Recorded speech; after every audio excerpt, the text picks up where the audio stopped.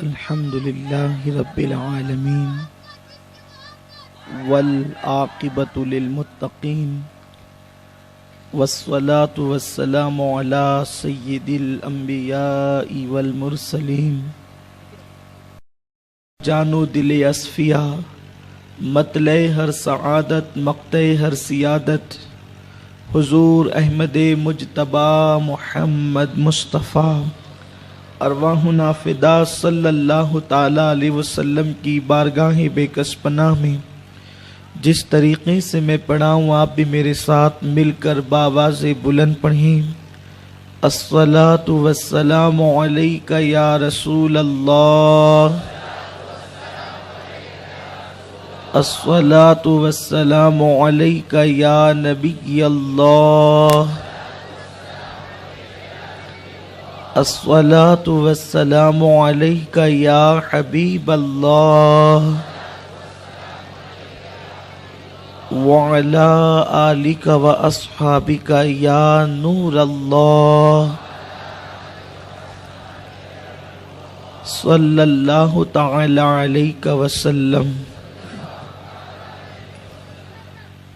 کیا ہی ذوق افزا شفاعت ہے تمہاری واہ واہ، کیا ہی ذوق افزا شفاعت ہے تمہاری واہ واہ، قرض لیتی ہے گناہ پرہیزگاری واہ واہ، صدقے اس انعام کے قربان اس اکرام کے، ہو رہی ہے دونوں عالم میں تمہاری واہ واہ، ایک طرف روزے کا نور ایک سمت منبر کی بہار، بیچ میں جنت کی پیاری پیاری کیاری واہ واہ، نفس یہ کیا جرم ہے، نفس یہ کیا ظلم ہے، جب دیکھو تازہ جرم ہے، نفس یہ کیا ظلم ہے، جب دیکھو تازہ جرم ہے، ناتواں کے سر پہ اتنا بوجھ بھاری واہ واہ، اور پارے دل بھی نہ نکلا دل سے تحفے میں رضا، ان سگانے کو سے اتنی جان پیاری واہ واہ۔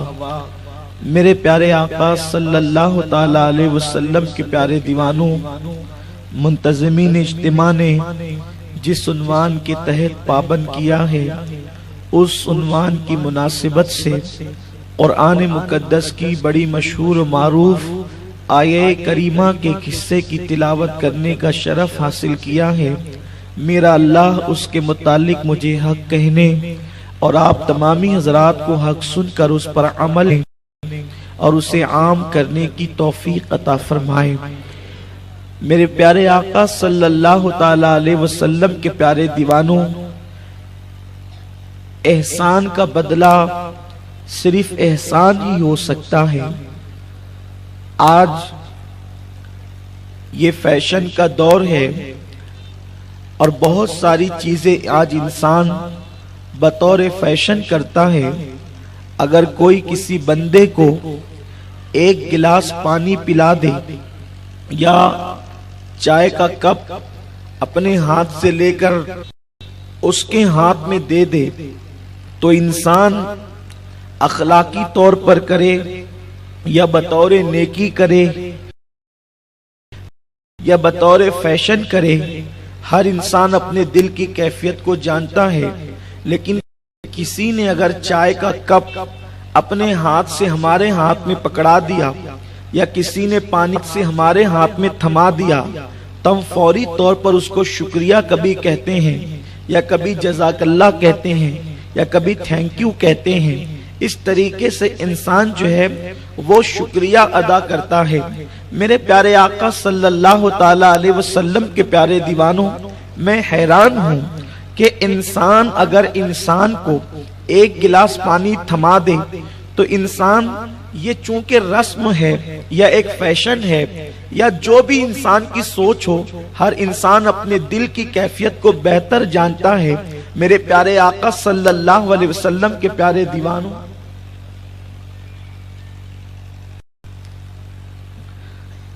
درود شریف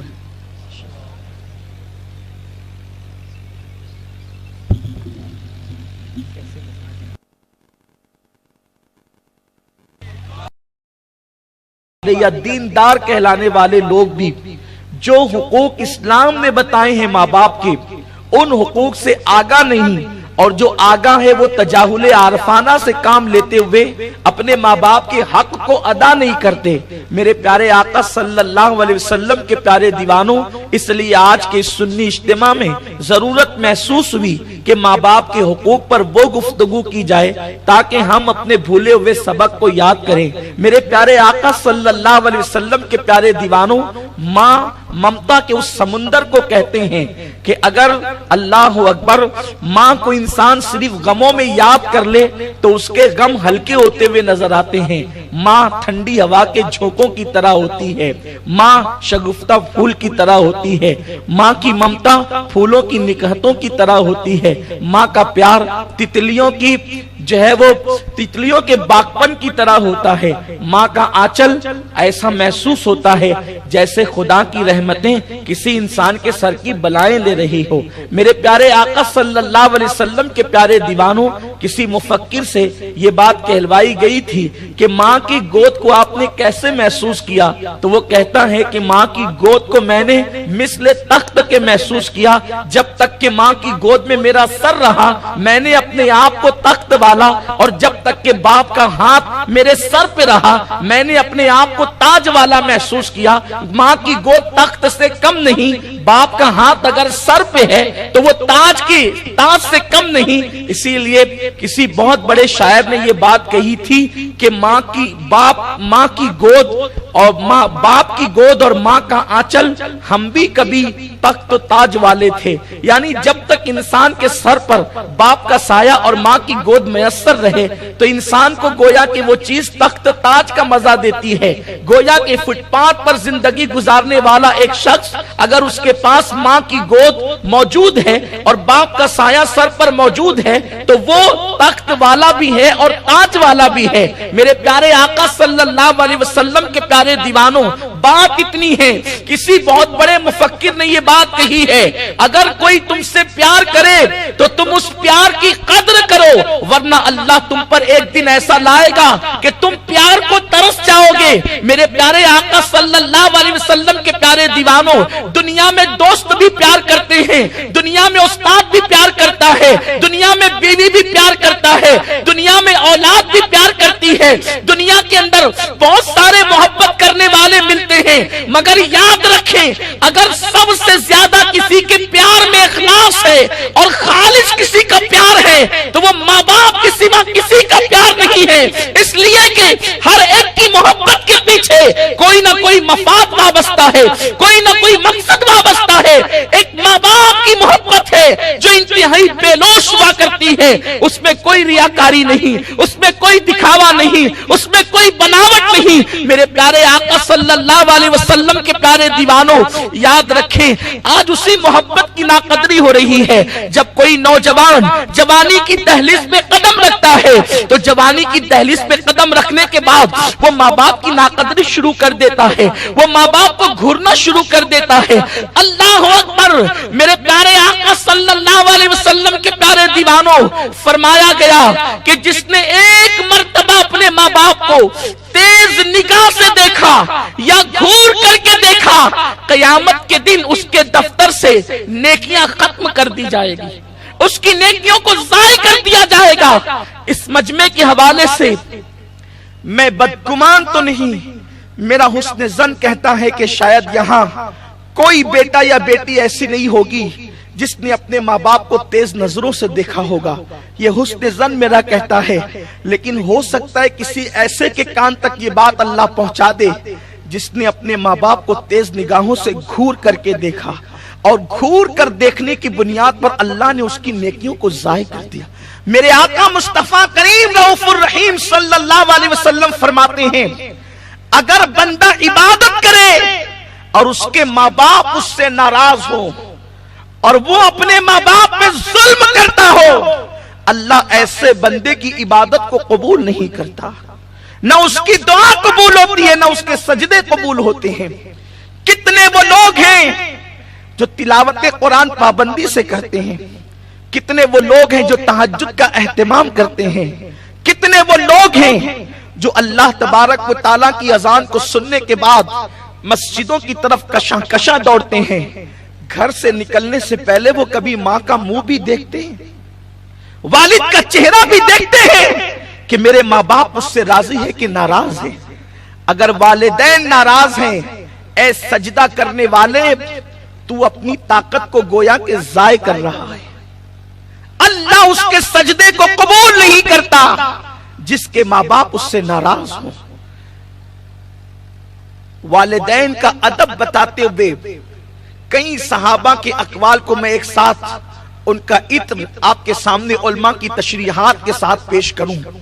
فرمایا گیا اگر ماں باپ پیچھے چلیں اور بیٹا ماں باپ کے آگے آگے چلے تو ایسا بیٹا ماں باپ کا فرما بردار نہیں بلکہ نافرمان ہے۔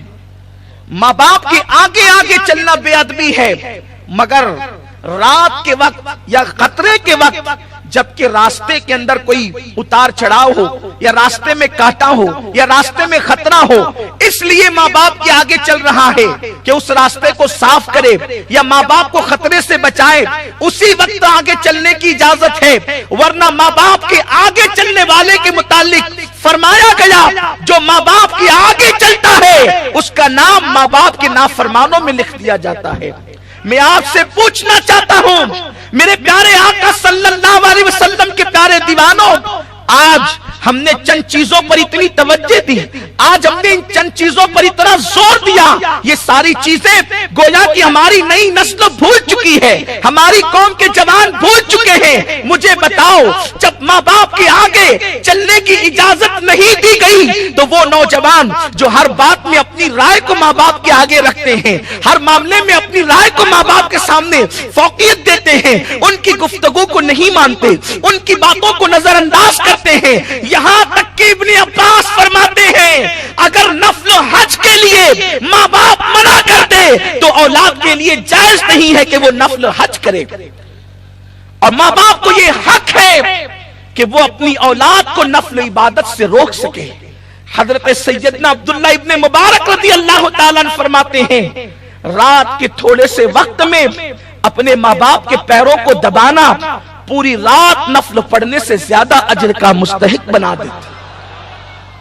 مذہب اسلام صرف تسبیح و تحلیل کا مذہب نہیں، مذہب اسلام صرف رکوع و سجود کا مذہب نہیں۔ میں تم سے پوچھنا چاہتا ہوں مسجدوں میں سجدے کرنے والوں، اللہ کے رسول صلی اللہ علیہ وسلم نے ایک مرتبہ اپنے صحابہ سے کہا تھا اے میرے صحابہ اگر میری ماں آمنہ اس وقت حیات ہوتی ظاہری زندگی میں اور وہ مجھے آواز دے کر پکارتی اور میں تمہیں نماز پڑھا رہا ہوتا تو کیا ہوتا؟ یہ کہتے ہوئے میرے آقا کی آنکھوں میں آنسو آ گئے۔ جن کے ماں باپ دنیا میں ہیں انہیں احساس نہیں کہ کتنی عظیم نعمتوں کے ساتھ ہم زندگی گزار رہے ہیں۔ کسی کہنے والے نے کہا ہے کہ نعمت ختم ہونے کے بعد اس کی قدر کا انسان کو احساس ہوتا ہے۔ یہ چہرے جن پہ تم جھریاں دیکھتے ہو یہ معمولی چہرے نہیں ہیں، ماں باپ کے چہرے جن پہ بڑھاپے کی وجہ سے جھریاں پڑ گئی، اگرچہ وہ دیکھنے میں زیادہ حسین معلوم نہ ہو لیکن ان چہروں کے اندر وہ محبتوں کے اتار چڑھاؤ اور نشیب و فراز موجود ہے کہ نبیوں کے تاجدار نے اپنے زبان ما اوحا سے ارشاد فرمایا جس نے ایک مرتبہ اپنی ماں کے چہرے کو محبت کے ساتھ دیکھا اللہ اسے ایک مقبول حج کا ثواب عطا فرماتا ہے۔ ماں باپ کو گھر سے نکالنے والے، اپنی پسند کی شادی کے نام پر ماں باپ کا دل دکھانے والے، اپنے ماں باپ کو رلانے والے، ماں باپ کے اخراجات مانگنے پر ان کو ڈانٹنے والے، ذرا غور تو کرے قاسم نعمت مالک جنت مالک کل مصطفیٰ جان رحمت کہتے ہیں کہ کاش میری امی حضرت آمنہ اس وقت حیات ہوتی اور میں تمہیں عشاء کی نماز پڑھا رہا ہوتا اور میری ماں مجھے بلاتی اے محمد ادھر آؤ تو میں کیا کرتا؟ صحابہ نے عرض کی آقا ہمارے ماں باپ آپ پہ قربان آپ کیا کرتے؟ سرکار فرماتے میں نماز کو چھوڑ دیتا اور لبیک کہتے ہوئے اپنی ماں کی بارگاہ میں پہنچ جاتا۔ اللہ کے حبیب صلی اللہ علیہ وآلہ وسلم اپنی امت کو ماں باپ کی اہمیت کا احساس دلا رہے ہیں۔ میرے پیارے آقا صلی اللہ علیہ وسلم کے پیارے دیوانوں، اللہ کے حبیب صلی اللہ علیہ وسلم نے فرمایا ماں باپ کی بے ادبی وہی کرتا ہے جن کے دل اللہ سخت کر دیتا ہے۔ جن کے دلوں میں سختی ہے انہی کے دلوں کے اندر ماں باپ کا ادب نہیں، ورنہ انسان ماں باپ کا ادب کرتا ہے۔ امام اہل سنت رضی اللہ تعالی عنہ والدین کے حقوق بیان کرتے ہوئے ارشاد فرماتے ہیں کہ ماں باپ سے ڈائریکٹ گفتگو کرنے کی اجازت نہیں، بلکہ ماں باپ سے گفتگو کے آداب یہ ہیں، اسلامی آداب یہ ہیں کہ جب ماں باپ سے گفتگو کرنا ہو تو پہلے ان سے اجازت طلب کرو، اگر وہ اجازت دیں تو ان سے اس طرح گفتگو کرو جیسے ایک غلام اپنے آقا سے گفتگو کرتا ہے۔ آپ اندازہ کریں کیا اپنا انداز بھی یہ ہے؟ میرے پیارے آقا صلی اللہ علیہ وسلم کے پیارے دیوانوں، بڑی معذرت کے ساتھ ہم اپنے پیسے کہاں کہاں خرچ کرتے ہیں، مگر یاد رکھیں ماں باپ پہ خرچ کرنے پر اللہ جو ثواب عطا فرماتا ہے نہ وہ مسجد کے بنانے پر عطا کرتا ہے، نہ مدرسے پہ چندہ دینے پہ وہ ثواب ملتا ہے، نہ اللہ اکبر کسی جگہ اور نیک کاموں میں آپ کہیں خرچ کریں، ماں باپ پہ خرچ کرنے پر جو ثواب ملتا ہے وہ ثواب کہیں نہیں ملتا۔ بڑی معذرت کے ساتھ ہم ماں باپ کو اہمیت ہی نہیں دیتے۔ لوگ مجمع کے اندر اگر مسجد اور مدرسے کا چندہ ہو رہا ہو اور وہاں پر 5,000 10,000 1 لاکھ لکھا دیتے ہیں، حالانکہ وہ گھر سے اس حالت میں آتے ہیں کہ ماں نے کہا کہ بیٹا مجھے دواخانہ جانا ہے، کچھ روپیے دے دو تاکہ ڈاکٹر کی فیس ادا کر دوں، تو وہ ماں کو یہ کہہ کے آتا ہے بڑھاپے میں تمہیں کتنے پیسے لگتے ہیں، کیا میں سب تمہیں پہ خرچ کر دوں؟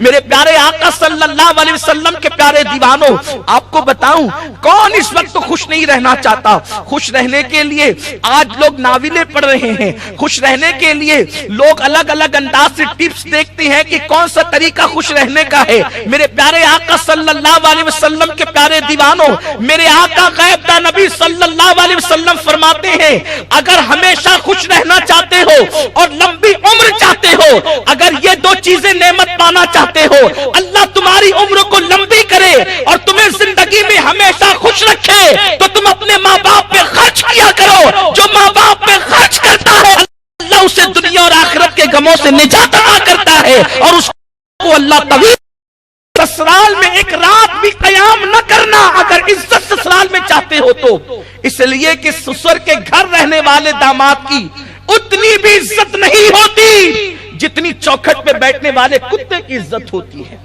ماں باپ کو چھوڑ کر جانے والوں کا انجام یہی ہونا ہے اور یہی ہو کر کے رہے گا، اس لیے کہ میرے آقا صلی اللہ علیہ وسلم فرماتے ہیں اگر تیرے ماں باپ تجھ سے ناراض ہے اور تو شہید ہو جائے، شہادت کے بعد بھی اللہ تجھے جنت عطا نہیں کرے گا، کیونکہ ماں باپ ناراض ہے اور جنت نہیں دے گا، لیکن چونکہ شہید ہو گیا ہے تو جہنم بھی نہیں دے گا۔ جنت اور جہنم کے درمیان ایک مقام ہے جس کو مقام آراف کہتے ہیں، نہ وہاں جہنم کی طرح عذاب ہے نہ جنت کی طرح نعمتیں ہیں۔ ان شہیدوں کو مقام آراف میں رکھا جائے گا جن کے ماں باپ ان سے ناراض رہا کرتے تھے۔ شہید ہو کر بھی جنت نہیں مل سکتی اگر ماں باپ ناراض ہے تو، لیکن جہنم میں بھی نہیں جائے گا کیونکہ شہید ہوا ہے، اس لیے اس کو مقام آراف میں رکھا جائے گا۔ میرے پیارے آقا صلی اللہ علیہ وسلم کے پیارے دیوانوں، امام حمیدی کا نام سنا ہے؟ امام حمیدی، یہ حمیدی وہ ہے کہ امام بخاری جیسا محدث جس سے حدیث لیتا ہے، وہ اپنی کتاب میں لکھتے ہیں، ذرا دل کے کانوں سے سننا، بہت توجہ سے سننا امام حمیدی کا قول۔ اپنی کتاب میں امام حمیدی لکھتے ہیں کہ حضرت یعقوب علیہ السلام کی حضرت یوسف علیہ السلام سے نصف صدی کے بعد ملاقات ہوئی۔ کتنی؟ نصف صدی کے بعد۔ اور یعقوب علیہ السلام کتنا پیار کرتے تھے یوسف علیہ السلام سے، آپ نے سنا ہوگا، روتے روتی آنکھیں خشک ہو گئی، آنکھوں کی بینائی چلی گئی حضرت یعقوب علیہ السلام۔ لیکن جب نصف صدی کے بعد یوسف علیہ السلام سے ملنے کے لیے آئے، حضرت یوسف مصر کے بادشاہ بن چکے تھے، کئی بیٹوں کے باپ بن چکے تھے، جب حضرت یعقوب علیہ السلام ملاقات کے لیے آئے، امام حمیدی لکھتے ہیں اور اس کو نقل کرنے والے علامہ ابن الجوزی ہے، اللہ اکبر، امام حمیدی کہتے ہیں حضرت یعقوب علیہ السلام جب یوسف علیہ السلام سے ملنے آئے تو تقریباً کم و بیش 50 سال کے بعد باپ بیٹے کی ملاقات ہو رہی تھی۔ حضرت یوسف باپ کی محبت میں اتنا گم ہو گئے کہ حضرت یوسف علیہ السلام کھڑے رہنا بھول گئے۔ اللہ نے یوسف پر وحی نازل فرمائی، یوسف تو باپ کے احترام میں کھڑا نہ ہوا، آج کے بعد تیری پشت میں جتنے بچے پیدا ہوں گے ہم کسی کو نبوت عطا نہیں کریں گے، ہم کسی کو نبوت عطا نہیں کریں گے۔ حضرت یوسف علیہ السلام سے اس سے پہلے جتنی اولاد ہوئی اللہ نے سب کو نبوت عطا فرمائی۔ اس واقعے کے بعد آپ اندازہ تو کریں سی، حضرت یوسف علیہ السلام اٹھ کر کھڑے نہیں ہوئے، اور اس واقعے کو سرکار غریب نواز رضی اللہ تعالیٰ نے بھی بیان فرمایا، حضرت محبوب الہی نے بھی اس کا تذکرہ کیا۔ حشت بہشت اس کے لیے آپ اٹھا کر کے دیکھ سکتے ہیں۔ میرے پیارے آقا صلی اللہ علیہ وسلم کے پیارے دیوانوں، یوسف جیسا نبی ہو اپنے والد کے لیے سستی کی وجہ سے نہیں، غفلت کی وجہ سے نہیں، وہ پورے محبت میں اتنے ڈوب گئے کہ باپ کے لیے کھڑے نہ ہوئے۔ اسی لیے بزرگان دین فرماتے ہیں اگر ماں باپ موجود ہو اب وہ کھڑے ہو تو تمہارے لیے بیٹھنا بے ادبی ہے۔ یہاں تک فرمایا گیا، اللہ اکبر، موت امام مالک کا درس ہو رہا تھا، ایک محدث درس دے رہے تھے، اتنے میں وہ محدث اچانک درس چھوڑ کر کے اٹھ کر کے کھڑے ہو گئے اور تھوڑی دیر کے بعد پھر بیٹھ کر درس شروع کیا۔ لوگوں نے کہا آپ جو ہے درس چھوڑ کر کے اٹھ گئے جبکہ آپ کا معمول نہیں۔ فرماتے ہیں میں نے دیکھا میری ماں کھڑی ہو گئی تو میں بھی کھڑا ہو گیا، میری ماں بیٹھ گئی تو میں بھی بیٹھ گیا، کیونکہ اللہ نے یہ جو نعمت دی ہے وہ میری ماں کے احترام کے صدقے میں عطا فرمائی۔ بزرگوں کے احترام کا حال یہ ہے، فرمایا گیا ماں باپ کھڑے ہوں اور بیٹھ جانا یہ بے ادبی ہے، ماں باپ نیچے بیٹھے اولاد اوپر بیٹھے یہ بے ادبی ہے، اور جو ایسا کرتا ہے اس کا نام بے ادبوں میں لکھا جاتا ہے، اس کا نام نافرمانوں میں لکھا جاتا ہے۔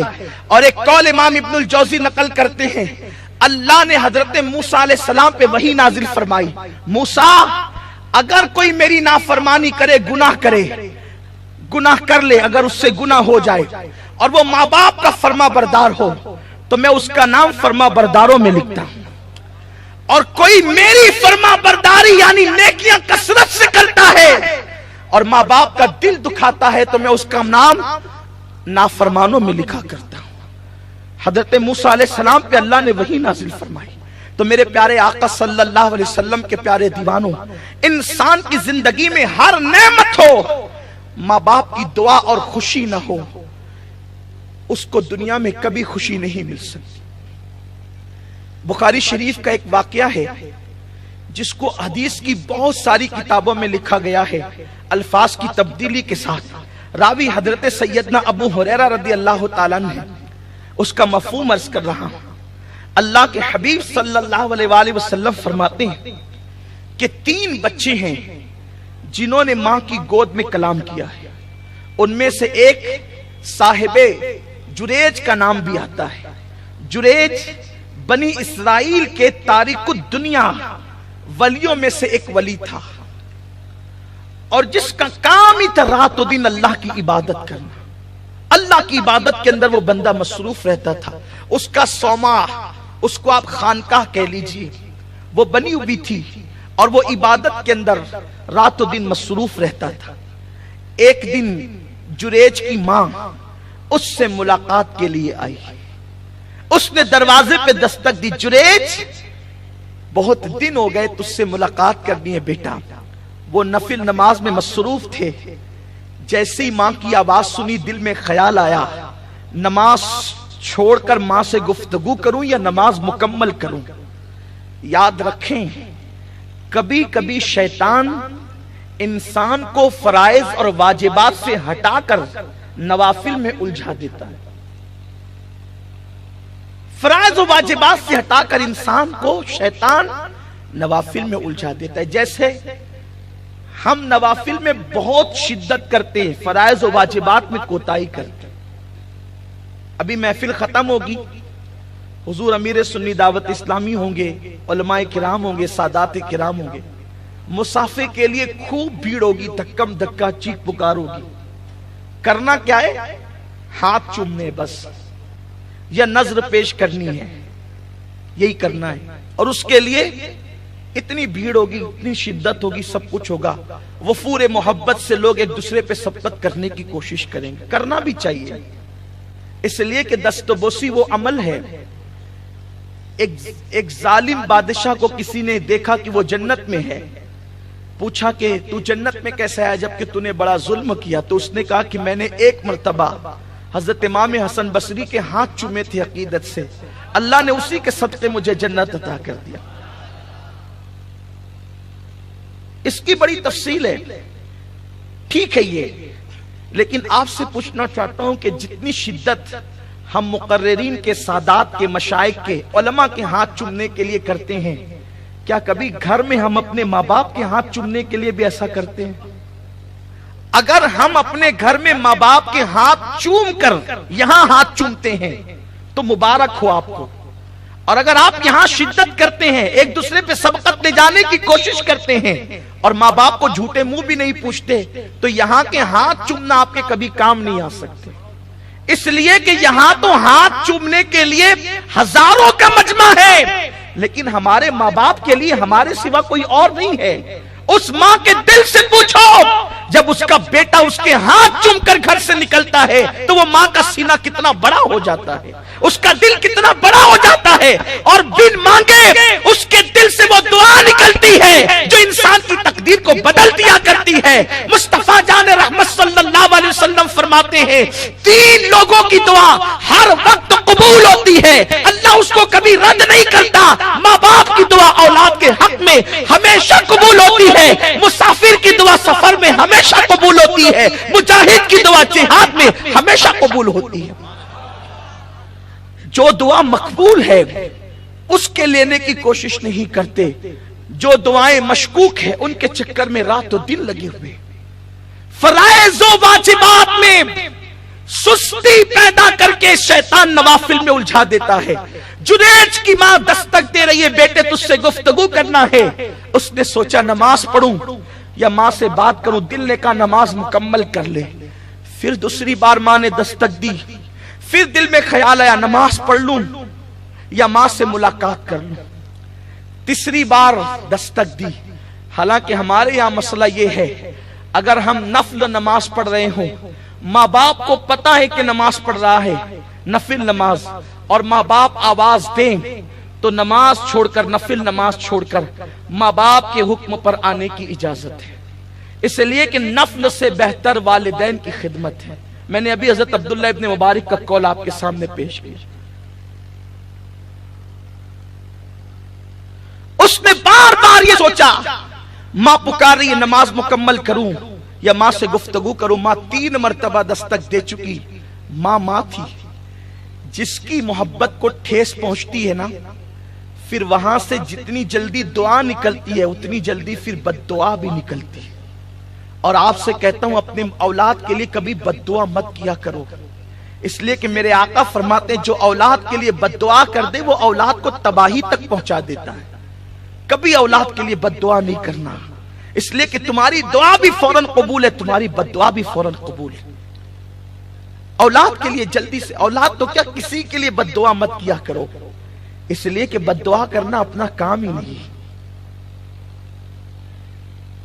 ماں نے کہا جنید تجھے مجھ سے ملنے کے لیے ٹائم نہیں ہے اور تو میرا چہرہ دیکھنا نہیں چاہتا، اس وقت تک تو مرے گا نہیں جب تک کہ تو کنجریوں کا چہرہ نہ دیکھ لے، جب تک تو فاحشہ عورتوں کے ہاتھوں ذلیل نہ ہو جائے اس وقت تک تجھے موت نہ آئے گی۔ جریج نے یہ جملے سنے، نماز مکمل کی، دروازہ کھولا تو ماں جا چکی تھی، ماں رخصت ہو چکی تھی، دروازہ کھلا ہوا تھا۔ ایک فاحشہ عورت زنا کے ارادے سے صومعہ میں داخل ہوئی اور داخل ہونے کے بعد زریج سے کہا کہ میرے ساتھ برائی کر۔ زریج نے کہا اللہ کی پناہ میں زنا نہیں کرتا، زنا بدترین جرم ہے، अल्लाह अकबर। इतना सुनने के बाद वो बाहर निकली। नीचे एक दूसरा बंदा रहता था जो चरवाहा था, उसको उसने जिना की दावत दी। वो जिना के अंदर मसरूफ हो गया और उस जिना के बाद बच्चा पैदा हुआ। जब बच्चे के मुतालिक बादशाह ने और हाकिम ने पूछा कि ये बच्चा बिगर बाप का आया कहां से है, उस लड़की ने फौरन कह दिया ये बच्चा जुरैज का है। उसको लोगों को यकीन ना आया। हाकिम ने बादशाह ने पूछा वही जुरैज जो तारिकुद दुनिया कहलाता है, जो बनी इस्राइल का बरगजीदा बंदा कहलाता है? हाँ कहा वही जुरैज। इतना सुनने के बाद बादशाह ने कहा उसके इबादत खाने को तोड़ दो, वो मक्कार है, और उसके गले में रस्सी डालकर उसके हाथ पैरों को पाबंद सलासिल करके जो है वो यहाँ पर लेकर के आओ। उससे पूछा जाए। लोग गुस्से में थे इसलिए कि जिनसे अकीदत होती है उनके जुर्म पर सख्त नफरत भी होती है। लोगों ने उसका इबादत खाना तोड़ दिया, उसको खूब मारा, और जब मारते मारते थक गए तो उसके बाद उसको पाबंद सलासिल करके उसके हाथ पैर को बांध करके जब बादशाह की तरफ लाने लगे, वो कंजरियां सब सामने खड़ी हुई थी। जुरैज की नजर उन पे पड़ी। अभी जुरैज को पता नहीं था कि मामला क्या है। जुरैज वहां से गुजरते हुए जब वहां पर पहुंचे तो पूछा बात क्या है, मुझे क्यों मारा गया, मेरी इबादत खाने को क्यों तोड़ दिया गया? उस वक्त बादशाह ने कहा ये औरत क्या कहती है? उस वक्त का कहती क्या है? कहा इसके पास जो बच्चा है वो बच्चा तुम्हारा है। अल्लाह अकबर। जुरैज ने कहा ये बच्चा मेरा है, रुको मुझे मोहलत दो, मुझे वक्त दो, मुझे टाइम दो। बादशाह ने कहा किस बात का? सिर्फ 2 रकत नफिल पढ़ना चाहता हूँ। दरबार में जुरैज ने 2 रकत नमाज अदा की और नमाज अदा करने के बाद उस बच्चे की कोख में उंगली रखा और फिर कहा बच्चे अब तू ही बता दे तू किसका बच्चा है, जुरैज का या किसी और का? सोचो रब की बारगाह में मकबूलियत की किस मंजिल पर फाइज है जुरैज? जुरैज का मर्तबा क्या है? जुरैज का मकाम क्या है? जैसे कोख में उंगली रखी बच्चा बोल पड़ा जुरैज पाक है और मैं फुला चरवाहे का बच्चा हूँ।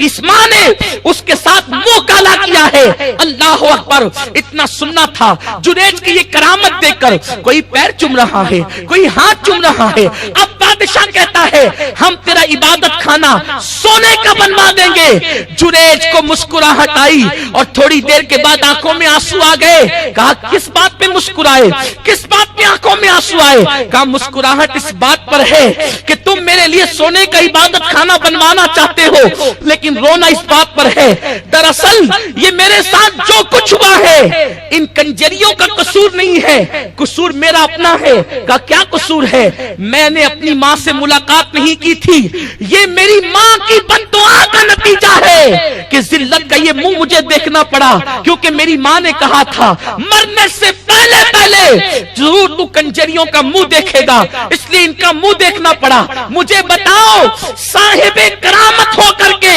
इतने बड़े मर्तबे पे फाइज हो करके जब माँ की बद्दुआ उस जैसे को लग सकती है तो हम किस खेत की मूली, हम कहां रहते हैं?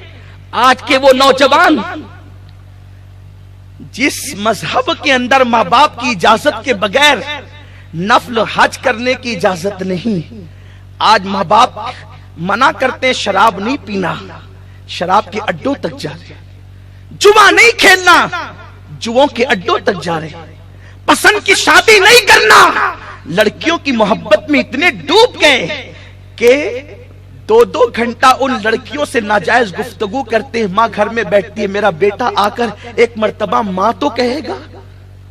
तुम्हारे दिलों के अंदर मोहब्बतों का इतना बड़ा समुंदर है कि तुम लड़कियों को नाजायज प्यार देने के लिए तैयार हो गए, और जिस माँ ने 9 महीने तक अपने पेट में रखा उस माँ के लिए तुम्हारे पास कोई प्यार नहीं, उस बाप के लिए तुम्हारे पास कोई प्यार नहीं।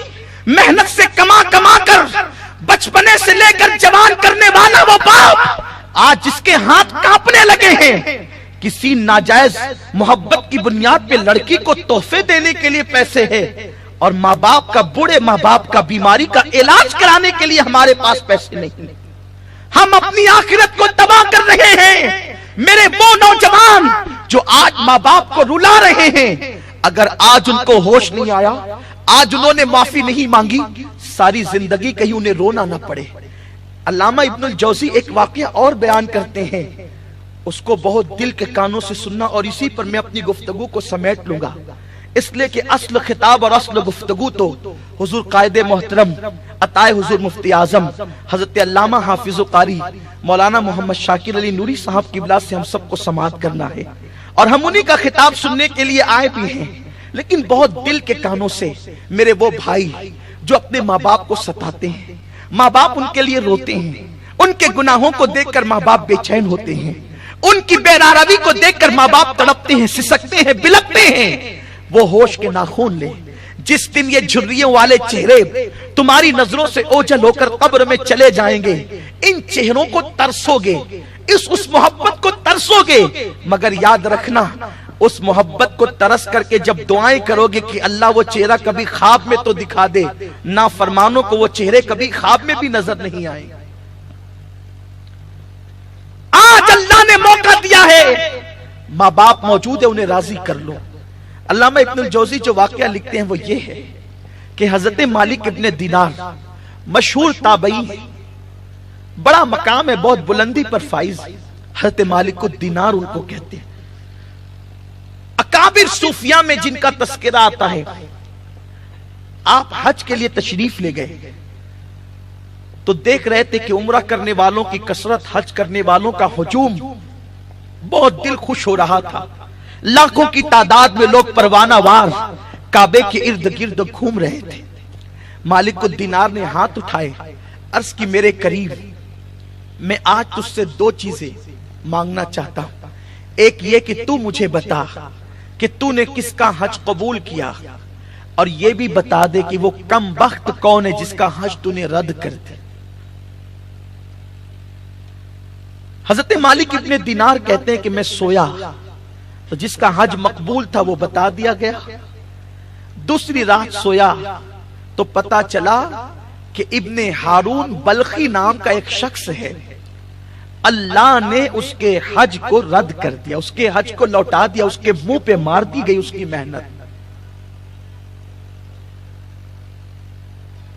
خراسان کا تھا، بلخ کا تھا، افغانستان کی سرزمین سے اس کا تعلق تھا۔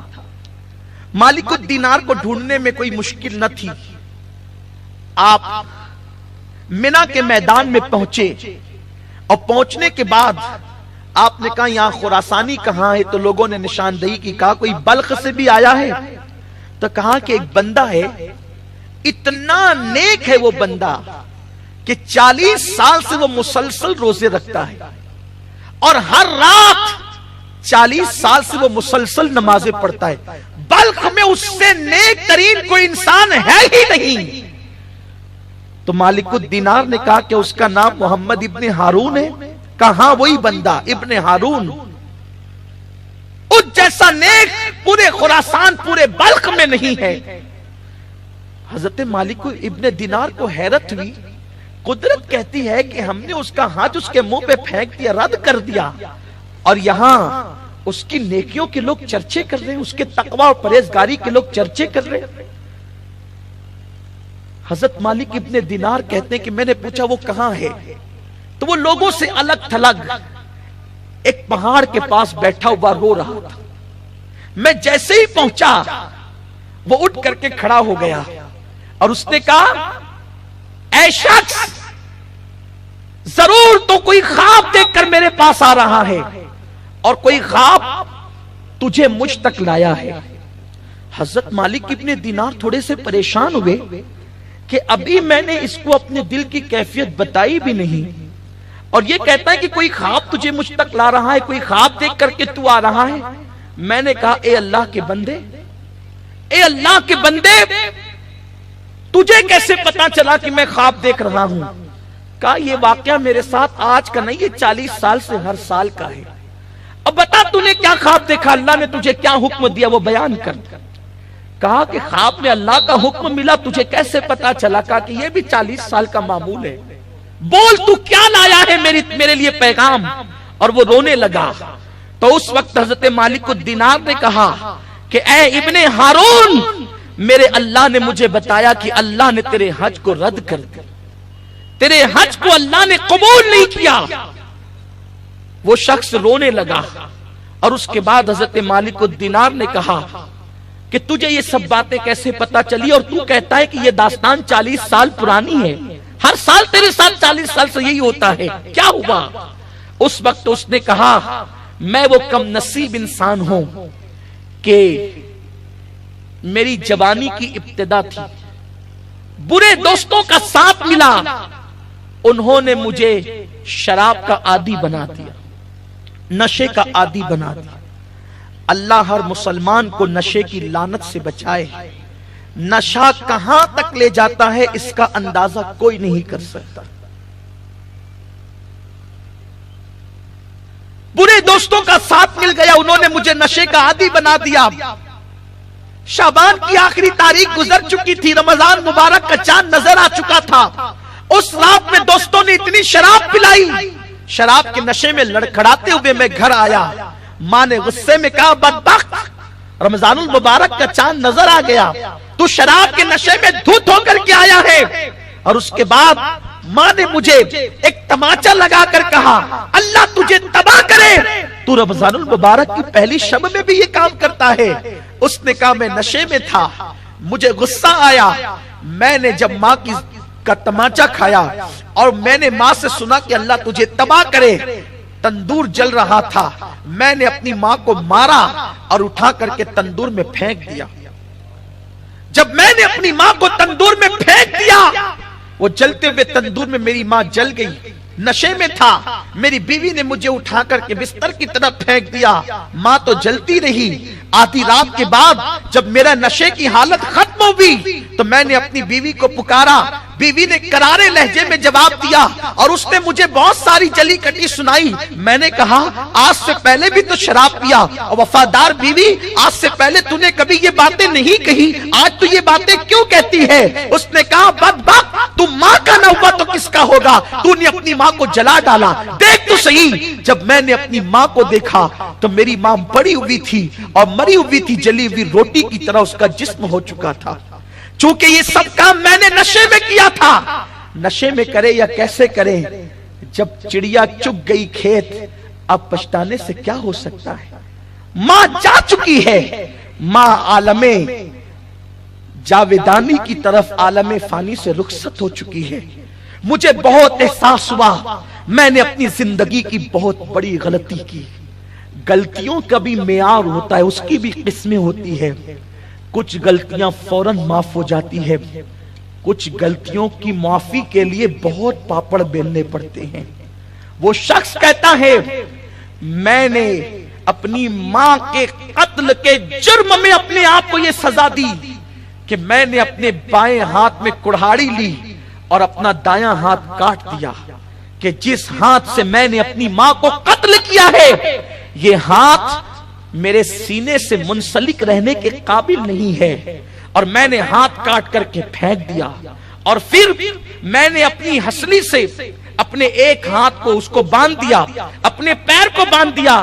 40 سال سے زنجیر میں پابند ہو کر اسی طرح پھر رہا ہوں، اور اس دن کے بعد سے اتنی توبہ کی، ہر دن توبہ کرتا ہوں، ہر دن اللہ سے معافی مانگتا ہوں، ہر دن استغفار کرتا ہوں۔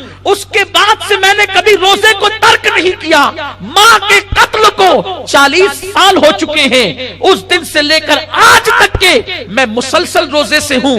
رات کو عبادت کرتا ہوں، روتا رہتا ہوں، مٹھی بھر چنے سے افطار کرتا ہوں، بس عبادت عبادت عبادت۔ اور اس کے بعد سے ہر سال حج کرتا ہوں، لیکن جب ہر سال حج کے لیے آتا ہوں تو کوئی متقی پرہیزگار بندہ، اللہ کا ولی یہی پیغام ہر سال لے کر کے آتا ہے، اللہ نے تیرا حج رد کر دیا، اللہ نے تیرا حج رد کر دیا، اللہ نے تیرا حج رد کر دیا۔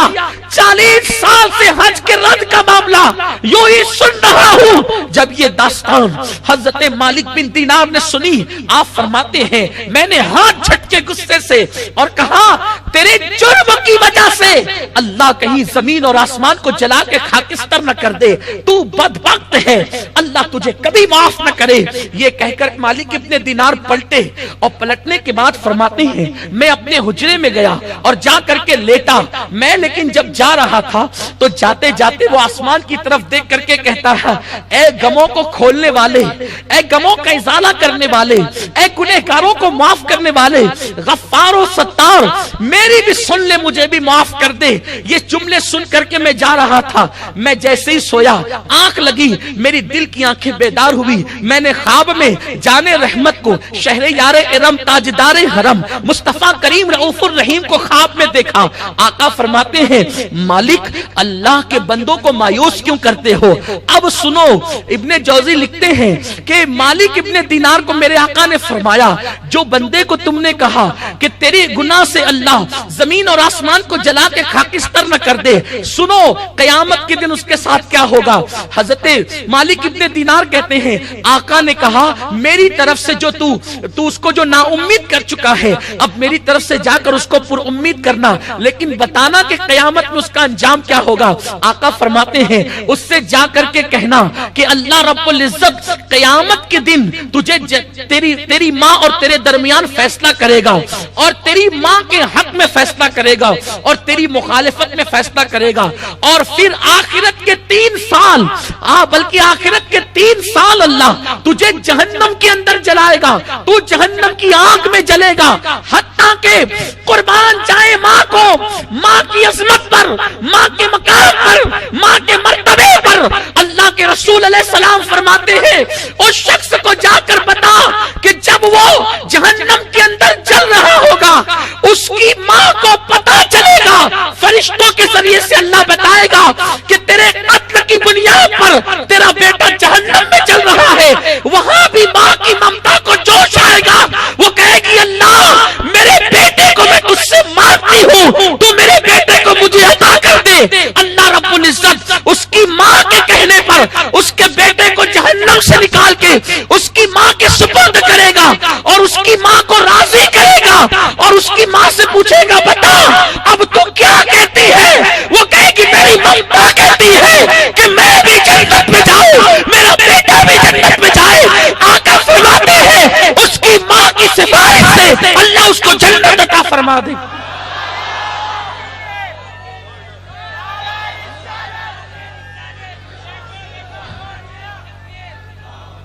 माँ की ममता की मंजिल वो है, माँ अपने कातिल को भी माफ कर रही है। किस दिन जिसे कयामत का दिन कहते हैं।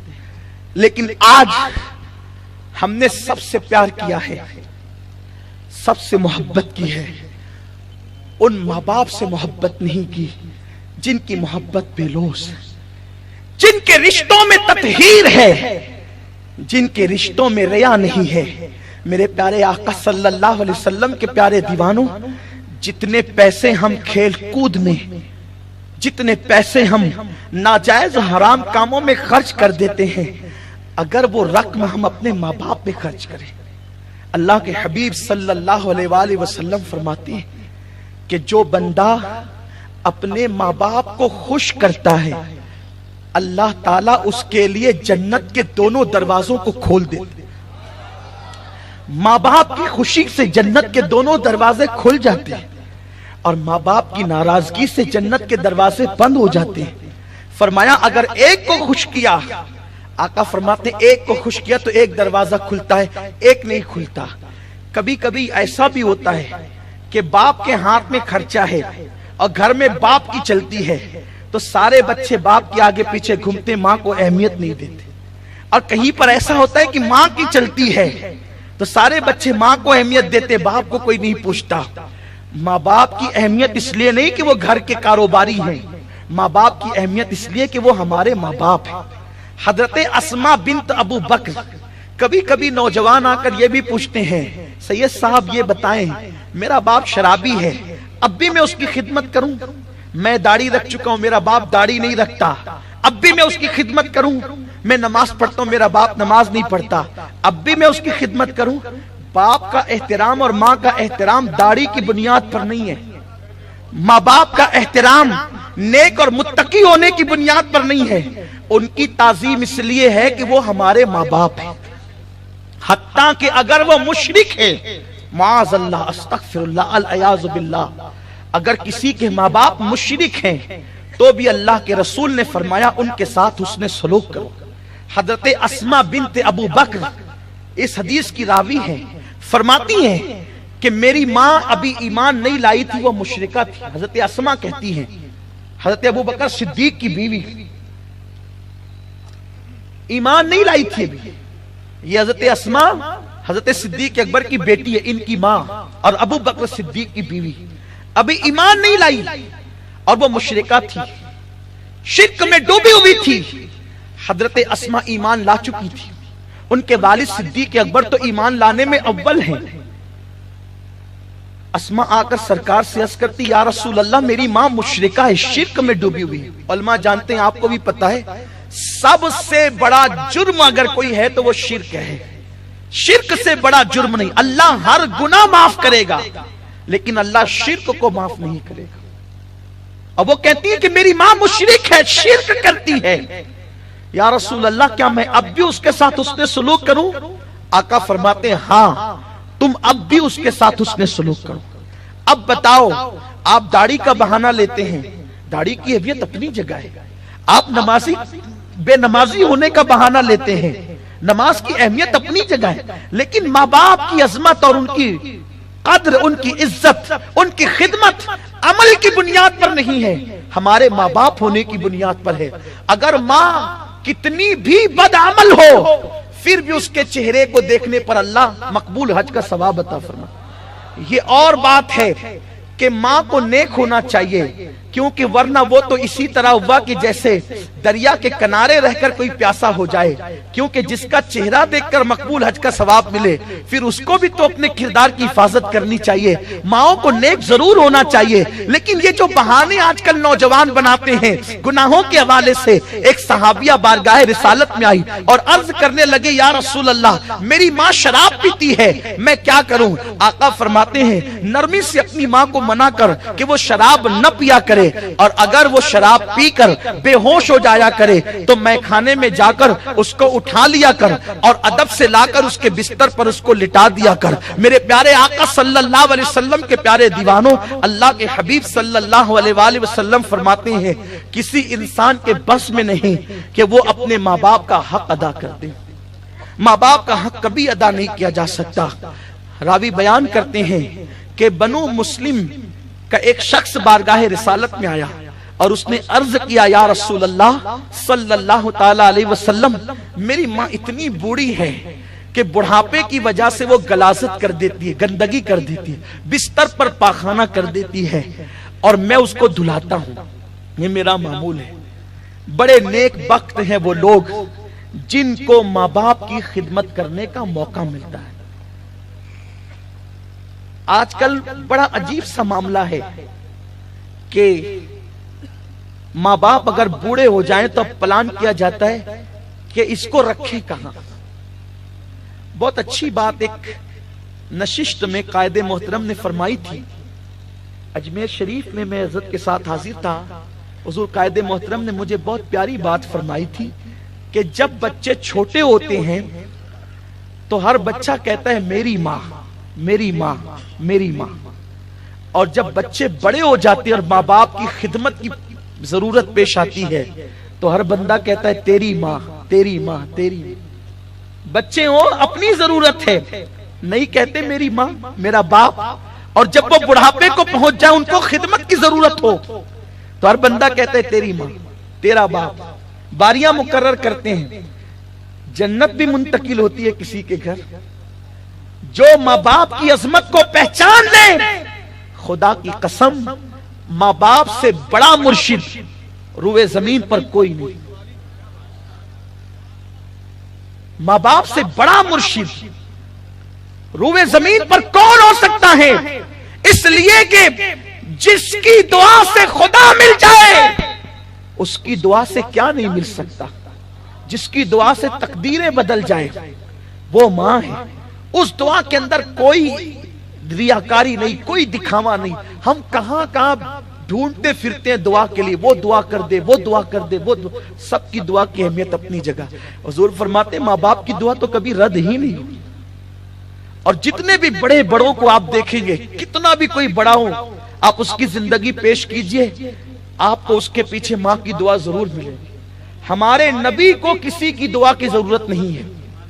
ہمارے نبی کو किसी की दुआ की जरूरत नहीं है, उन पर खुदा खुद दुरूद भेजता है। लेकिन हुजूर अलैहिस्सलाम को 6 साल की उम्र में जब किसी ने बहैसियत नबी नहीं पहचाना, उस वक्त एक खातून थी जो अबवा के मकाम पर पत्थर के सराहना लेकर उस टीले पे लेटी हुई है और वहां पर 2 हस्तियां मौजूद है। एक तो दाईं तरफ हजरते आमिना खातून की कलीज है और बाईं तरफ 6 साल का नन्हा सा पैगंबर मोहम्मद रसूलुल्लाह अल्लाह का महबूब है। अभी किसी को पता नहीं कि ये महबूब खुदा है। उस वक्त आमिना आखिरी हिचकी लेते लेते ये फरमा रही है, हर नई चीज पुरानी हो जाएगी, हर नई चीज पुरानी हो जाएगी, हर नए कपड़े फट जाएंगे, हर उरूज को ज़वाल होगा, हर दुनिया भी फना हो जाएगी, लेकिन मैंने ऐसे बेटे को जन्म दिया है जिसकी वजह से क़यामत तक मेरा नाम जिंदा रहेगा। हजरत आमिना ये दुआ देते देते दुनिया से गई।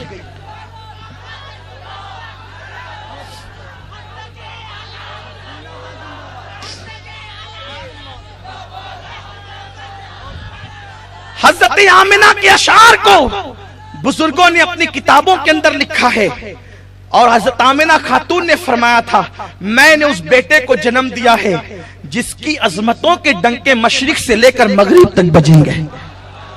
ये 6 साल की उम्र में आमिना खातून फरमा रही है। हजरत आमिना खातून का कहना यह है, आप किसी को भी देख ले, गौसे पाक को देख ले, गरीब नवाज को देख ले, मखदूम माहिमी को देख ले, बायजीद बुस्तामी को देख ले, जुनैद बगदादी को देख ले, बिश्र हाफी को देख ले, शाह अबुल हुसैन नूरी को देख ले। इसी तरीके से आप कितने बुजुर्गों का नाम लिया जाए, सारे बुजुर्गों के पीछे अगर उनकी शख्सियत की तामीर में, शख्सियत साजी में किसी का किरदार है तो वो मां की दुआ का किरदार। मेरे प्यारे आका सल्लल्लाहु अलैहि वसल्लम के प्यारे दीवानों, तो अर्ज ये कर रहा था कि हम बहुत सबकी दुआएं लेने की बात करते हैं, लेकिन माँ बाप की दुआ के हवाले से हम बहुत पीछे हैं। और एक बात ये भी आपसे अर्ज करूं, एक है दुआ करवाना और एक है दुआ लेना। जो दुआ करवाई जाती है उसमें भी असर है, लेकिन उतना नहीं।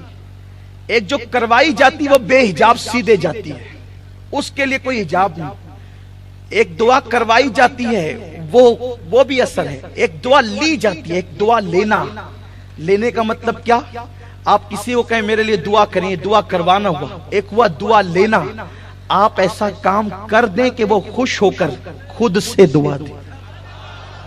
ये दुआ की जो तासीर है उसको आपने बार बार सुना होगा कि हजरत मखदूम माहिमी पानी लाने के लिए गए और माँ सो गई, कटोरा लेकर पूरी रात खड़े रहे। माँ के दिल से दुआ निकली, तूने मेरी खिदमत की, अल्लाह तुझे मखदूम बना दे। सारे मखदूम जिसे मखदूम कहते हैं वो मखदूम है, हजरत सैयदना मखदूम माहिमी रहमतुल्लाह अलैह। क्या जिंदगी है। तो जब माँ बाप की खिदमत की बात आती है तो लोग सोचते हैं चलो नौकर को लगा दें, कुछ पैसे देकर इससे खिदमत करवा लें, किसी और को लगा दे, किसी और को लगा दे। याद रखें ये बोझ नहीं है जो माँ बाप को निकालने। अब तो हिंदुस्तान में भी बहुत सारे ऐसे ट्रस्ट प्लान बना रहे हैं कि ओल्ड हाउस अब बनने चाहिए, बूढ़े घर अब बनने चाहिए ताकि माँ बाप को उसमें मुंतकिल करें। बड़ी कम नसीबी उन लोगों की अपने घर से जो जन्नत को निकाल दे। जो जन्नत नजर नहीं आती उसकी तलाश में है, जो जन्नत घर में मौजूद है उसको घर से बाहर निकालने की फिक्र है।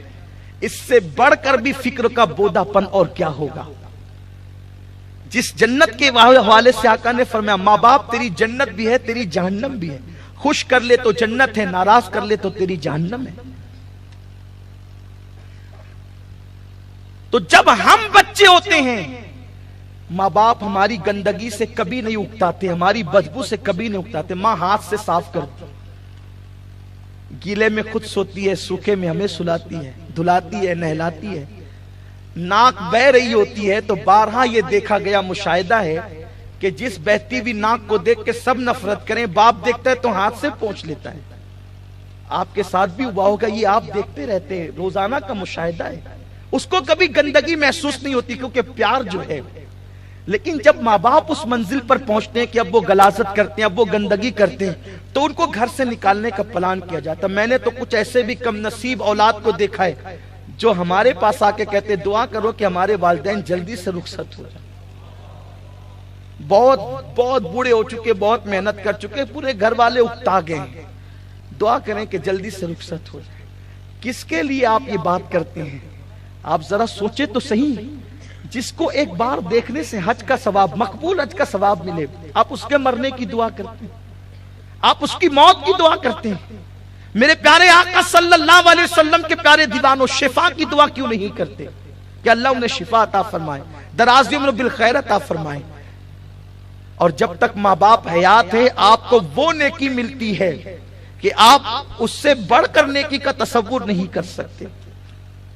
اس لیے کہ اگر حج کرنا ہے تو 9 ذی الحجہ کو پیسے خرچ کر کے جب تک عرفات نہ پہنچے، محنت نہ کرے، مشقت نہ کرے، حج نہیں ہو سکتا۔ اور حج کر کے بھی کوئی گارنٹی نہیں کہ حج قبول ہوا۔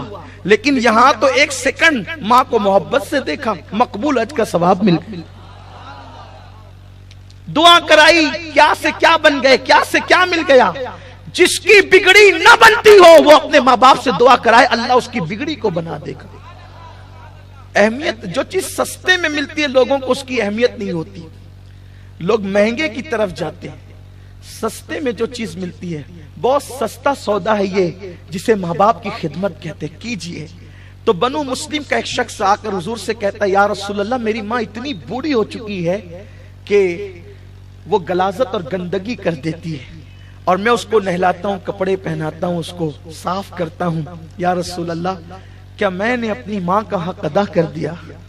راوی بیان کرتے ہیں کہ اللہ کے رسول صلی اللہ علیہ وآلہ وسلم نے فرمایا جب تو پیدا ہوا تھا تو تیری پیدائش کے وقت اور ولادت کے وقت تیری ماں کو جو جھٹکے لگے تھے ابھی تو نے اس ایک جھٹکے کا حق بھی ادا نہیں کیا۔ ماں باپ کا حق کیا ادا ہو سکتا ہے؟ ماں باپ کا احسان کا شکرانہ کیا ادا ہو سکتا ہے؟ ایک صحابی بارگاہ رسالت میں عرض کیا یا رسول اللہ صلی اللہ تعالی علیہ وسلم میرے ماں باپ دنیا سے رخصت ہو گئے، اب میں ان کے ساتھ حسن سلوک کیسے کر سکتا ہوں، کیا کروں؟ آقا فرماتے ہیں اگر تیرے ماں باپ کے رشتہ دار جس سے وہ محبت کرتے تھے یا تیرے ماں باپ کے دوست جس سے وہ محبت کرتے تھے ان کی خدمت کر، اس لیے کہ وہ تیرے ماں باپ کے دوست تھے۔ حضرت عبداللہ ابن عمر ایک سفر میں تھے، دیکھا کہ سامنے سے ایک دیہاتی آ رہا ہے۔ عبداللہ ابن عمر ایک بہترین سواری پر سوار تھے، حضرت عمر ابن خطاب کے صاحبزادے عبداللہ ابن عمر بہترین سواری پر ہیں، بہترین لباس پہنے ہوئے ہیں۔ ایک دیہاتی آ رہا ہے، اس کو دیکھ کر عبداللہ ابن عمر نیچے اتر گئے۔ دیہاتی کو دیکھ کر، عام طور پر دیہاتیوں کا اس وقت کوئی بہت زیادہ اعزاز و اکرام نہیں ہوتا تھا، دیہاتی لوگ بھولے بھالے ہوتے تھے اور ان کا اپنا انداز ہوتا تھا۔ آج بھی دیہات سے لوگ آئیں تو ان کا انداز کیا ہوتا ہے؟ نہ وہ زیادہ پڑھے لکھے رہتے ہیں، نہ وہ زیادہ تہذیب جانتے ہیں، نہ ان کو بہت کچھ آتا جاتا ہے۔ عبداللہ ابن عمر جیسا صحابی جو فقہاء کے اندر جن کا شمار ہوتا تھا، مفتیوں کے اندر، صحابہ میں جو مفتی تھے ان کے اندر، اہل علم میں ان کا شمار ہوتا تھا، دیہاتی کو دیکھ کر کے نیچے اتر گئے اور کہا کہ چچا جان یہ سواری آپ لے لیں۔ وہ سواری دے دیا، وہ دیہاتی خوش ہو گیا۔ سر پہ قیمتی امامہ بندھا تھا، وہ امامہ بھی اتار کر کے فرمایا یہ امامہ بھی آپ لے لیں، اور اس کے بعد رخصت ہو گئے۔ جو ساتھ میں لوگ تھے انہوں نے کہا اے ابن عمر یہ دیہاتی لوگ بہت چھوٹی سی چیز لے کر بھی خوش ہو جاتے ہیں، آپ کا ان کے لیے نیچے اتر جانا ہی ان کے لیے بہت بڑی بات تھی، اور آپ جو ہے نیچے اترے، آپ نے قیمتی سواری دے دی، اس کے بعد آپ نے اپنا امامہ بھی اتار کر کے دے دیا، آخر آپ نے ایسا کیوں کیا جبکہ دیہاتیوں کا اتنا اعزاز و اکرام نہیں ہوتا؟ عبداللہ ابن عمر نے فرمایا کہ میں نے رسول اللہ صلی اللہ علیہ وسلم سے سنا ہے کہ تمہارے والدین اگر دنیا سے کوچ کر جائیں اور ان کے ساتھ حسن سلوک کرنا ہو اور ان کو خوش کرنا ہو تو جو ان کے دوست ہیں ان کی خدمت کیا کرو۔ یہ جو دیہاتی ہے میں نے اپنی آنکھوں سے دیکھا، میرے والد حضرت عمر ابن خطاب کا دوست تھا اور حضرت عمر اس کا بڑا اکرام کرتے تھے، تو مجھے حضور کی وہ حدیث یاد آ گئی اگر قبروں میں ماں باپ کو خوش کرنا ہے ان کے دوستوں کی خدمت کیا کرو۔ میں نے سواری بھی دے دیا، امامہ بھی دے دیا، میرے والد تو دنیا سے چلے گئے، ان کی خدمت نہیں کر سکتا، ان کے دوستوں کو خوش کر کے قبر میں ان کے دل کو ٹھنڈک پہنچانا چاہتا ہوں۔ یعنی اسلام ماں باپ کے دوستوں کے ساتھ بھی اس نے سلوک کی تعلیم دیتا ہے۔ ایک شخص آئے، عرض کیا یا رسول اللہ میری ماں انتقال کر گئی ہیں، اب میں اس نے سلوک کس کے ساتھ کروں؟ آقا فرماتے تیری خالہ ہے؟ اس نے عرض کی ہاں یا رسول اللہ۔ فرمایا جا اپنی خالہ کی خدمت کر۔ یعنی ماں باپ کے رشتہ داروں کے ساتھ بھی اس نے سلوک کا حکم دیا گیا ہے۔ ماں باپ وہ عظیم ترین نعمت ہے، لیکن افسوس صد افسوس کیا ہو رہا ہے، بہت طبیعت کے مطابق ہم زندگی گزار رہے ہیں۔ ایک بات اور پیاری سی یاد آتی ہے، ماں باپ کی بد دعا کی حیثیت کیا ہے۔ ایک اتنے بڑے بزرگ تھے کہ وہ رات رات بھر عبادت کرتے تھے اور دن کو روزہ رکھتے تھے۔ ایک دن وہ اپنی ماں کے پاس ہے اور ماں سے کہا امی مجھے بہت یاد آتی ہے کہ میں کعبۃ اللہ کا طواف کروں، کعبے کی بہت یاد آ رہی ہے، روضہ رسول کی یاد آتی ہے، میں جانا چاہتا ہوں۔ ماں نے کہا بیٹا میری خدمت کے لیے تیرے سوا اور کون ہے، اگر تو چلا جائے گا تو میری خدمت کون کرے گا، اس لیے میں تجھے اجازت نہیں دیتی، تو نے نہیں جانا۔ اب انہوں نے یہ سنا رک گئے، پھر دل میں خیال آیا کہ ماں منع کر رہی ہے لیکن جانا تو نیک کام کے لیے نا، کعبۃ اللہ کی حاضری کے لیے جانا۔ اگر لوگ برا نہیں مانے تو میں ان کو یہ بات بھی کہنا چاہتا ہوں، آج لوگوں نے تبلیغ کے ایسے طریقے نکال لیے، ماں باپ گھر میں سسکتے ہیں اور بیٹا کبھی 40 دن کے لیے جا رہا ہے، کبھی 4 مہینے کے لیے جا رہا ہے، کبھی 1 سال کے لیے جا رہا ہے۔ کہاں جانے کا؟ دین کی تبلیغ کے لیے۔ کہاں جانے کا؟ جنت کی تلاش میں۔ نادان جنت گھر میں اسے چھوڑ کر جنت کی تلاش میں جا۔ افسوس ہے لوگوں نے خدا جانے کس کس انداز سے گمراہ کرنے کی کوشش کی۔ نعرہ تکبیر۔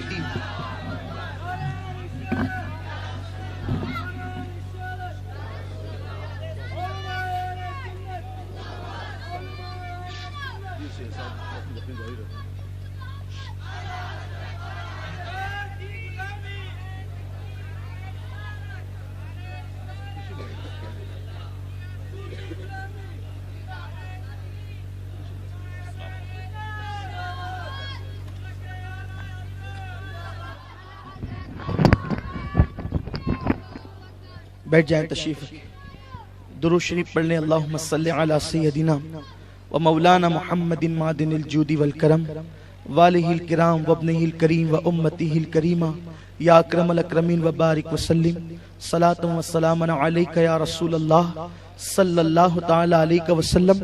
میں اپنی گفتگو کو بس مکمل کر دوں، اس لیے کہ آپ اور ہم جس عظیم شخصیت کے منتظر تھے وہ عالمی مبلغ اسلام، جس نے اپنے خطاب کے ذریعے سے پوری دنیا کے اندر عشق رسول کے حوالے سے انقلاب برپا کیا ہے۔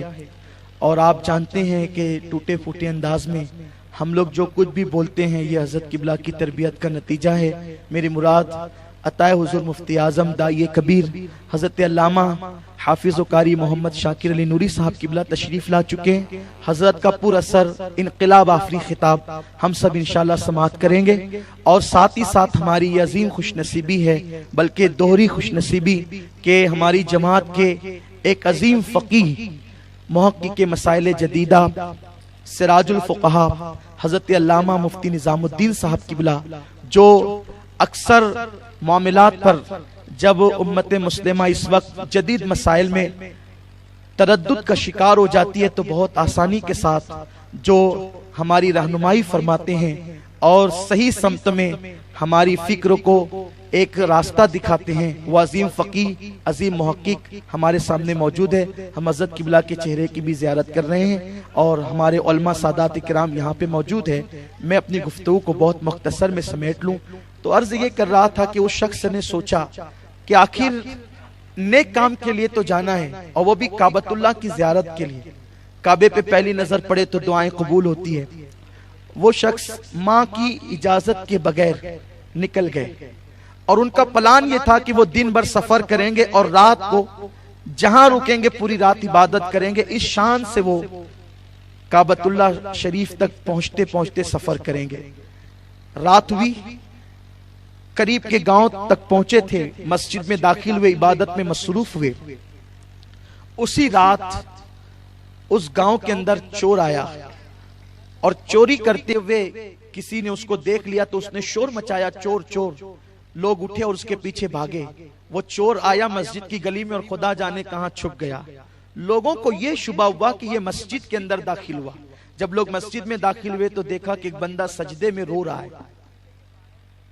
ادھر وہ بندہ سجدے میں رو رہا ہے، ادھر ماں نے رات کے وقت ضرورت پڑی تو آواز لگائی، بیٹا کہاں ہو؟ جب کوئی آواز نہیں آئی تو دل میں خیال آیا کہ وہ چلا گیا۔ زبان سے بات نکلی، اللہ میری اجازت کے بغیر گیا ہے، کعبے تک پہنچنے نہ پائے۔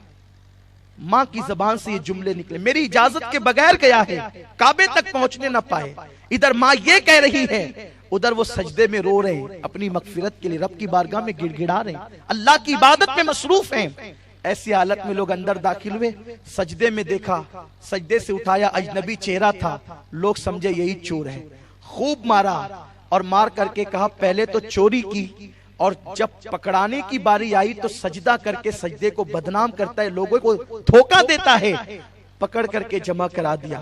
صبح کو قاضی کے پاس لے گئے، دربار سجا تو کہا کہ اس چور کی سزا کیا ہے کہ جو چوری کرتا ہے وہ پکڑے جانے کے خوف سے سجدہ کرتا ہے اور سجدے کو بدنام کرتا ہے۔ قاضی نے کہا اس کے ہاتھ کاٹو، پیر کاٹو، اس کی آنکھیں نکال لو۔ ہاتھ کاٹے، پیر کاٹے، آنکھیں نکال لی اور پھر قاضی نے کہا اعلان کرو جو چوری کرے اور سجدے کو بدنام کرے، سجدے کی آڑ میں اپنے آپ کو بچائے، اس کی سزا یہی ہے۔ جیسے کسی شخص نے اعلان کیا لوگوں یہ اس چور کی سزا ہے جو چوری کرتا ہے اور پکڑے جانے پہ سجدے کو بدنام کرتا ہے، سجدے کی آڑ میں اپنے آپ کو بچانا چاہتا ہے، یہ اس کی سزا ہے۔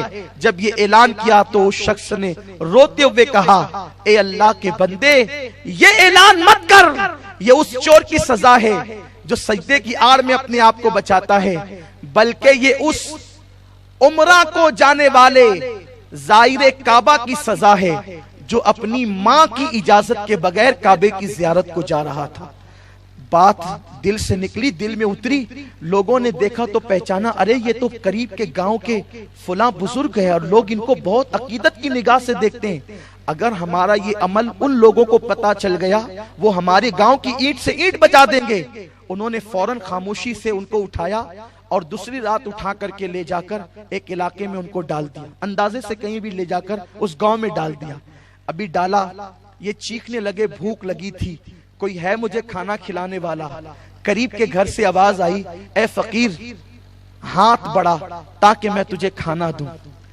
انہوں نے کہا کہ مائی میرے ہاتھ کٹے ہوئے ہیں، میں کیسے ہاتھ بڑھا سکتا ہوں؟ تو کہا چل کر کے آتا کہ میں تیری جھولی میں کھانا ڈال دوں۔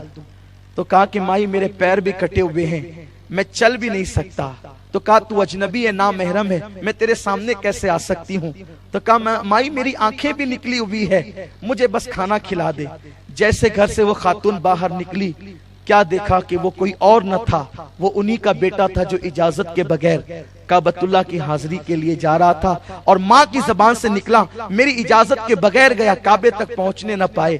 اور پھر ان کا یہ حال دیکھا، کہا بیٹا تو، ماں تھی، ممتا تھی، برداشت نہ کر سکی۔ ماں نے کہا یہ تیرا حال کیسے ہوا؟ تو انہوں نے کہا ماں تمہاری اجازت کے بغیر کعبے کی زیارت کے لیے جا رہا تھا، اس لیے میرا یہ حشر ہوا۔